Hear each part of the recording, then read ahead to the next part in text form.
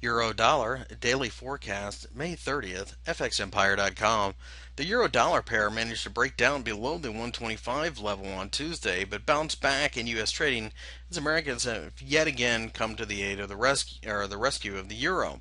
This has previously been a bit of a pattern as Europeans and Asians seem to want nothing to do with the euro, while Americans are more than willing to buy it.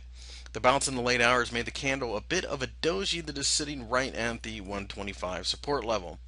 While this pair certainly looks like it's probably due for a bounce, we aren't quite ready to buy it as there are simply far too many headline risk at the moment in order to think that the future of the euro is bright. The situation in the European Union is far more complex than most originally thought, and because of this, there seems to be many other potential landmines out there from which to shock the markets. With this in mind, it makes no sense to risk catching a falling knife at this point. The doji does suggest that there's going to be a bit of a struggle at this level, and that's really not a surprise. And being a large round number, you would expect that. This does set up for a fairly simple trade, though. A breakdown below the bottom of the doji shows continuation of the bearish move.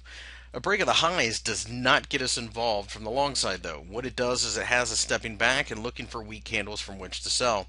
This trend is down. The headline risks are still out there in Europe, and there are still a lot of unknowns from which to punish the European Union's currency.